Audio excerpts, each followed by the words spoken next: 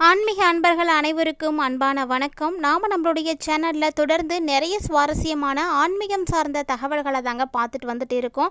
அதில் இன்றைக்கி நம்ம என்ன பார்க்க போகிறோம் அப்படின்னா, அடுத்து வரக்கூடிய 25 நாட்களுக்குள்ள, அதுவும் ஜூன் மாதம் 20ஆம் தேதியை கடந்துட்டீங்க அப்படின்னா, இந்த பலன்களை எல்லாமே கட்டாயமாக மிதுனராசினியர்கள் சந்தித்தே ஆக போகிறீங்க. அப்படின்னா அதெல்லாம் என்னென்ன விஷயங்கள் அப்படின்னு தான் தெரிஞ்சுக்க போகிறோம்.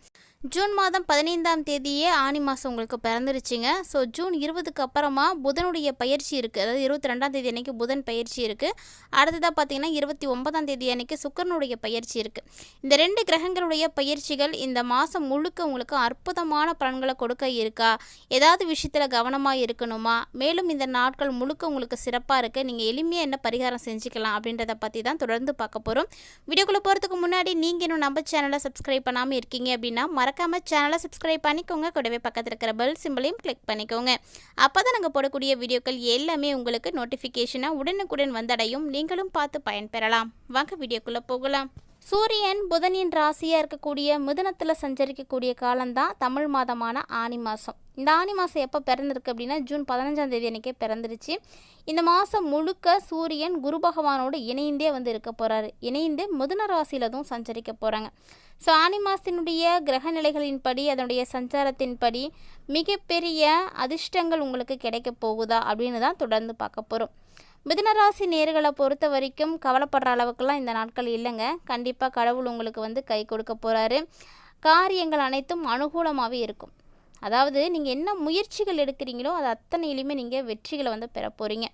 ஒரு சில நேரங்களில் எதிர்பாராத பணத்துக்கு கூட வாய்ப்புகள் இருக்குது. ஏன்னா இந்த டைமில் உங்களுடைய முன்னேற்றத்துக்கு எந்த ஒரு தடையுமே இருக்காது. நீங்கள் என்னெல்லாம் செய்யணும் அப்படின்னு சிந்திக்கிறீங்களோ அதெல்லாம் கண்டிப்பாக செய்ய முடியும். புதுசாக பொருள் சேர்க்கை கூட உங்களுக்கு இருக்குங்க. அது ஏதாவது ஒரு வகையில் ஏதாவது ஒன்று உங்களுக்கு கிடைக்கும். நண்பர்கள் மூலமாக உங்களுக்கு மிகப்பெரிய ஆதாயம் கிடைக்க போகுது. ஸோ ஆடை ஆபரணங்கள் இதெல்லாம் வாங்கி மகிழ்ச்சியும் அடைய போகிறீங்க. சொல்லப்போனால் உங்களுடைய குடும்பத்தில் ஏற்பட்டு இருக்கக்கூடிய பாதிப்புகள் இனி ஒன்றொன்னா குறைய போகுது அப்படின்னு சொல்லலாம். இருந்தாலுமே கூட உங்களுடைய பார்ட்னர்ஷிப், அதாவது கணவன் மனைவி கிட்ட கண்டிப்பாக கருத்து வேறுபாடு ஏற்படுங்க. அதனால் என்ன பண்ணணும்னா, பிரச்சனை இல்லாமல் இருக்கணும்னு நினைக்கக்கூடியவங்க அட்ஜஸ்ட் பண்ணி போயிடுங்க. ஒருவரை ஒருவர் விட்டு கொடுத்தும் அனுசரித்தும் போகிறதுனால மட்டும்தான் பாதிப்புகளை தவிர்க்க முடியுமே தவிர, இல்லைன்னா வீண் பாதிப்புகள் ஏற்படும்.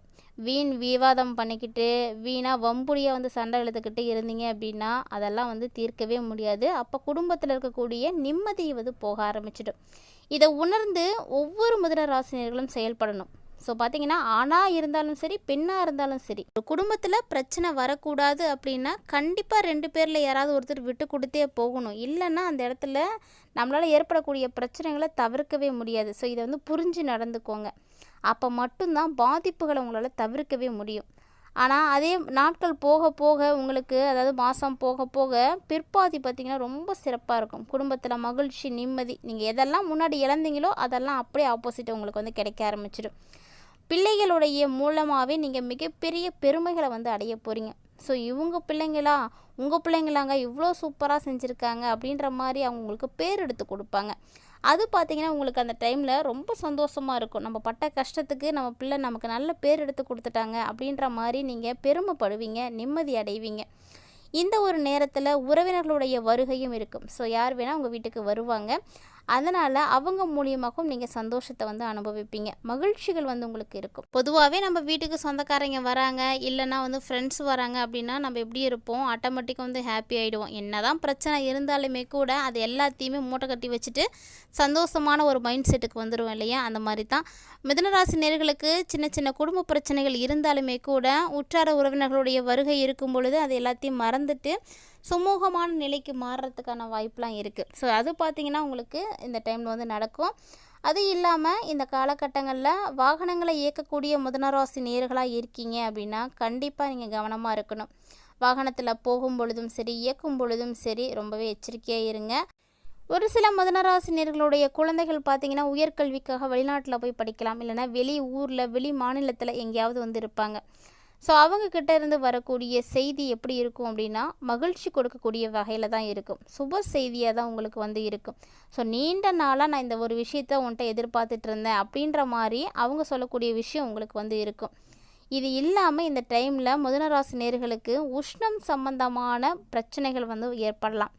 அதனால் அதுக்கான உரிய சிகிச்சைகளை நீங்கள் கண்டிப்பாக வந்து எடுத்துக்கணும். உடனே எடுக்கிறதுனால மட்டும்தான் நிவாரணம் வந்து கிடைக்கும். ஒருவேளை நீங்கள் டிலே பண்ணீங்க அப்படின்னா அதனால் ஒரு சில பாதிப்புகளையும் நீங்கள் சந்திக்க வேண்டியிருக்கும். ஸோ நினைவில் வைத்துக்கோங்க. அது மட்டும் இல்லாமல் கொடுக்கல் வாங்கல் விஷயத்துலலாம் இந்த டைமில் முன்னெச்சரிக்கையாக வந்து நீங்கள் இருக்கணும். சொல்லப்போனால் இந்த டைமில் மிதுன ராசி நேயர்கள் எந்த ஒரு காரணத்தை முன்னிட்டுமே கடன் வாங்காதீங்க. நீங்கள் கடன் வாங்கிறது ரொம்ப ரொம்ப தவறாக இருக்கும். அதனால் கடன் வாங்கவும் வேணாம், கடன் கொடுக்கவும் வேணாம்.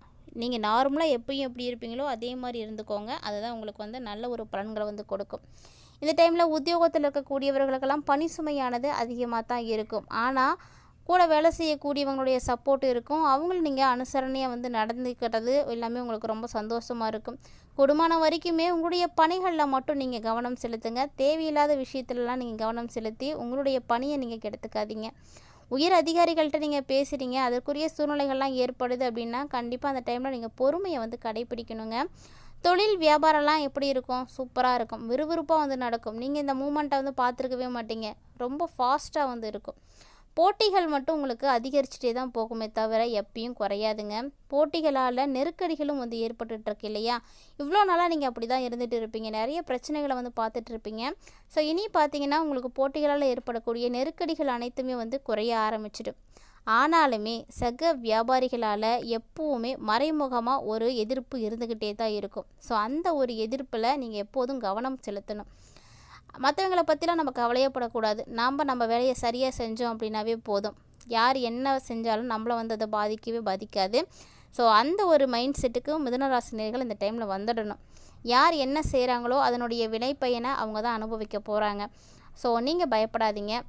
ஒரு சிலருக்கெல்லாம் பார்த்திங்கன்னா வீண் அலைச்சல் இருக்கும். அடிக்கடி ஏதாவது வேலை விஷயமாக வெளியே போகிற மாதிரி இருக்கும். இதனால் வந்து நீங்கள் அலைச்சலை வந்து அனுபவிக்க வேண்டியிருக்கும். மனசில் சோர்வு கிடைக்கும். உடல்லையும் பார்த்திங்கன்னா அசதி இருக்கும். ஓய்வு கிடைக்கல அப்படிங்கும்போது நம்மளுடைய உடம்பு பார்த்திங்கன்னா ஆட்டோமேட்டிக்காக வந்து டல் ஆகிடும். அதனால் இந்த டைமில் வியாபாரத்தை முன்னிட்டு அடிக்கடி வெளியூர் பயணங்கள் போகிறதுக்கான வாய்ப்பெலாம் இருக்குது. ஸோ கூடுமான வரைக்கும் தவிர்க்கிறதுக்கு பாருங்கள். இல்லை அதுதான் நம்மளுடைய வாழ்க்கை, அதுதான் நம்ம வாழ்க்கைக்கு பிரதானம் அப்படிங்கும்பொழுது அதை நம்ம செஞ்சு தான் ஆகணும். ஸோ அந்த மாதிரி இருக்கக்கூடியவங்களாம் தொடர்ந்து நீங்கள் செய்யலாம். நல்ல வாய்ப்புகள் கிடைக்கும்.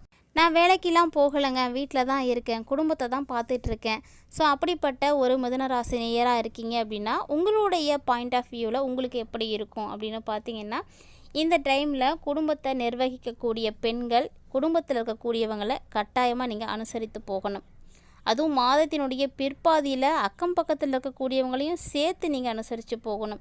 அவங்களுடைய ஒத்துழைப்பு உங்களுக்கு வந்து கிடைக்கணும் அப்படின்னா கண்டிப்பாக இதெல்லாம் ஃபாலோ பண்ணணும். ஒருவேளை அவங்களுடைய ஒத்துழைப்பு உங்களுக்கு கிடைக்கக்கூடிய பட்சத்தில் அது உங்களுக்கு ரொம்ப சப்போர்ட்டிவாக இருக்கும். ஸோ மனசுக்கு ரொம்ப சந்தோஷமாக இருக்கும். அக்கம் பக்கத்தில் இருக்கிறவங்க நம்மக்கிட்ட நல்ல முறையில் பழகிறாங்க அப்படிங்கும்போது நம்மளுடைய மனசுக்கு உற்சாகம் வந்து கிடைச்சிடும், சந்தோஷம் வந்து கிடைக்க ஆரம்பிக்கும். வேலைக்கு போகக்கூடிய பெண்களும் அப்படிதாங்க. அலுவலகத்தில் உங்களுடைய பொறுப்புகளில் நீங்கள் கவனமாக இருக்கணும். நீங்கள் கவனத்தை சிதறினீங்க அப்படின்னா அந்த இடத்துல பாதிப்புகளையும் நீங்கள் சந்திக்க வேண்டி இருக்கும். அதனால் மிதுன ராசி நேயர்கள் வீட்டில் இருக்கக்கூடியவங்களோ சரி, வேலைக்கு போகக்கூடியவங்களோ சரி, யாராக இருந்தாலும் நீங்கள் உண்டு உங்கள் வேலை உண்டுன்னு இருக்கணும். வேலையில் கவனத்தை கண்டிப்பாக வந்து இழக்கவே கூடாது. மேலும் வரக்கூடிய நாட்களில் உங்களுக்கு சந்திராஷ்டம நாட்களும் வந்து இருக்குது. அதாவது ஜூன் மாதம் 15, 16 அதாவது சந்திராஷ்டமம் உங்களுக்கு முடிஞ்சிருச்சு 2 நாளுமே. இனி பார்த்தீங்கன்னா ஜூலையில் 11ஆம் தேதியிலேருந்து 12, 13 இந்த நாட்கள்லாம் உங்களுக்கு வந்து இருக்குது சந்திராஷ்டமம். ஸோ அதனால் அந்த நாட்களில் எப்போதுமே கவனமாக இருக்கணும். சந்திராஷ்டம நாட்களை பற்றி நம்ம ஒவ்வொரு பதிவிலும் சொல்லிகிட்டே தான் இருக்கணும். புதுவிதமான விஷயங்களில் வந்து தொடங்குறது தேவையில்லாதது, ஆபத்துக்கள் அதிகமாக வந்து இருக்கிறதுனால அன்றைய தினத்தில் நம்ம அதெல்லாம் தவிர்க்கிறதுக்கு வந்து பார்க்கணும். மேலும் இந்த நாட்களில் மிதுனராசி நேயர்களுக்கு சிறப்பாக இருக்கணும் அப்படின்னா நீங்கள் வழிபாடு செய்ய வேண்டிய கடவுள் யாருன்னா மகாலட்சுமி தாயார் தாங்க.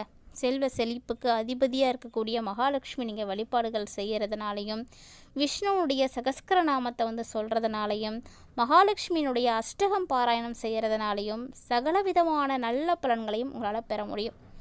இது மட்டும் கிடையாதுங்க, இன்னும் எளிமையான ஒரு விஷயம் கூட இருக்குது. முடிஞ்சால் சனிக்கிழமையில் ஆஞ்சநேயர் வழிபாடுகள் செய்யுங்க.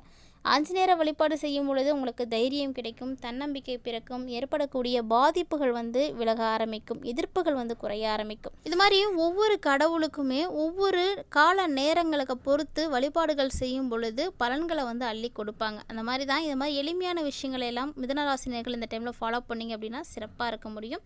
கட்டாயமாக இந்த பதிவு உங்களுக்கு பிடிச்சிருக்குன்னு நினைக்கிறேன். பிடிச்சிருந்தா லைக் பண்ணுங்கள், ஷேர் பண்ணுங்கள், மறக்காமல் கமெண்ட் பண்ணுங்கள்.